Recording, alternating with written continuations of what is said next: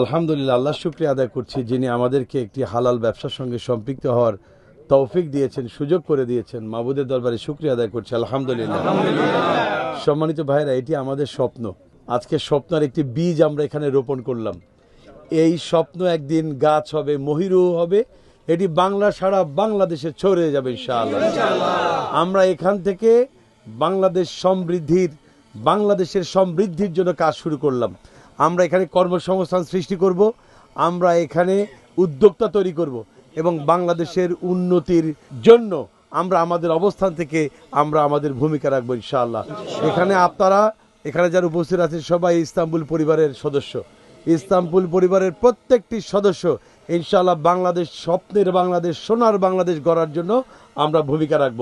আপনারা এই পরিবারের সদস্য হিসেবে আমাদের প্রতি আস্থা রাখবেন, আমাদের জন্য দোয়া করবেন, যাতে করে আমরা যে কথাগুলি আপনাদেরকে বলেছি, যে কমিটমেন্টগুলি আপনাদেরকে আমরা দিয়েছি, তা যেন আল্লাহ তাআলার দয়ায় আমরা যেন তা পালন করতে পারি। আমাদের জন্য শুধু এতটুকু দোয়া করবেন, ইনশাআল্লাহ বাকি কাজ আমরা আঞ্জাম দেব ইনশাআল্লাহ।